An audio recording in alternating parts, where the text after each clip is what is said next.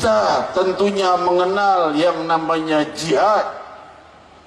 Namun kita harus tahu jihad itu seperti apa.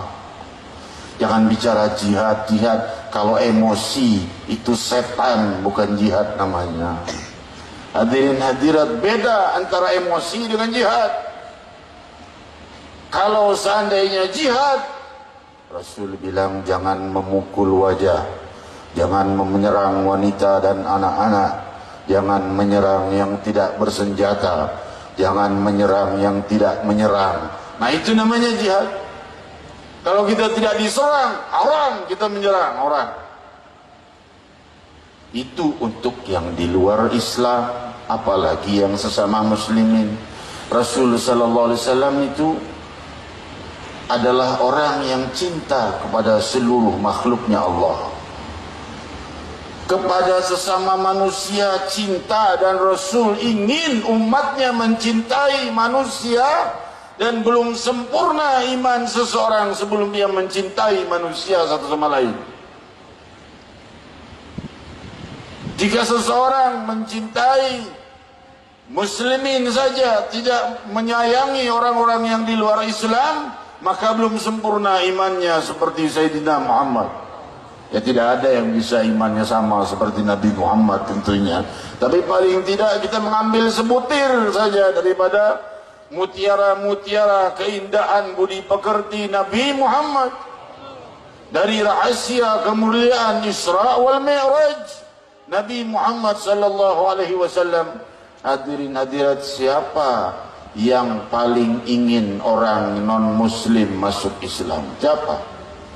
Tentunya Rasul sallallahu alaihi wasallam.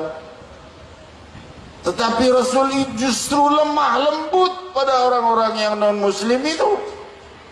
Seorang Yahudi pemuda datang ke rumah Rasul, bilang mau tinggal di rumah Rasul. Kalau orang-orang zaman sekarang mungkin, ngapain kamu non muslim, najis, masuk ke rumah saya sana pergi. Enggak begitu akhlak budi Sayyidina Muhammad. Yahudi diterima oleh Rasul, tinggal di rumah Nabi, makan sepiring dengan tangan Muhammad Rasulullah, jari-jarinya bersentuhan dengan jari-jari Nabi, minum segelas dengan sang Nabi, tinggal sehari, 2 hari, 3 hari, berhari-hari tidak diusir oleh Nabi dan terus disambut sebagai tamu, sampai pemuda itu pulang. Nabi SAW keluar, pemuda itu pergi. Nabi pulang, pemuda sudah tidak ada. Kemana itu orang Yahudi? Nabi tidak berkata, kamu masuk ke rumahnya aku, kamu harus masuk Islam, aku ini Nabi pembawa Islam. Tidak berkata demikian. La ikraha fiddin, tidak ada paksaan dalam agama. Maka hadirin hadirat, Rasul malah apa yang diperbuat bukan bersyukur, syukur dah Yahudi udah keluar dari rumah gue, repot ngurusin Yahudi. Enggak, dikejar ke rumahnya. Barangkali ada salah di rumahnya, atau kurang jamuan atau apa, datang ke rumahnya. Didatangi ternyata sakit dan sakaratul maut. Rasul baru berkata, la ilaha illallah, ucapkan. Anaknya melirik bapaknya, diizinkan apa tidak nih mengucapkan la ilaha illallah. Bapaknya Yahudi juga. Bapaknya tidak tega melihat budi pekerti Nabi yang begitu indah. Bapaknya berkata, ati Abul Qasim, taati Abul Qasim, taati, taati. Bapaknya tidak masuk Islam, tapi ngelihat budi pekerti kepada anaknya dan jasa besar, anaknya udah tinggal di rumah Nabi, ya udah taati aja Abul Qasim. Maka ia mengucap la ilaha illallah Muhammad Rasulullah. Inilah akhlak Sayyidina Muhammad. Islam akan berkembang luas dengan kelembutan, bukan dengan kekerasan.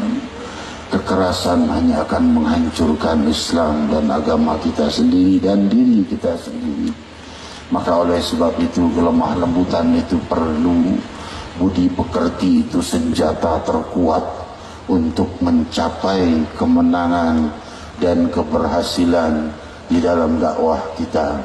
Oleh sebab itu juga layak kita pahami kita sebagai rakyat, antara ulama dan umara layak bersatu. Untuk apa?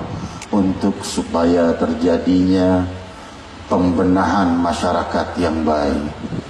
Kalau ulama dan umara itu pejabat, ulama dan umara saling hantam, musuh Islam tepuk tangan, syukur tuh hancur sendiri, dihancurin sama pemerintahnya sendiri, saling hantam sendiri.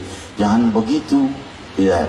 Kalau umara kita punya kesalahan, maka coba ajukan kepada gurumu kepada gurunya, sampai kepada guru-gurunya yang punya hubungan dengan orang-orang yang para pejabat itu, untuk menyampaikan bahwa hal ini salah dengan baik. Itulah akhlak Sayyidina Muhammad. Demi Allah, jika beliau hidup, itu yang akan beliau perbuat.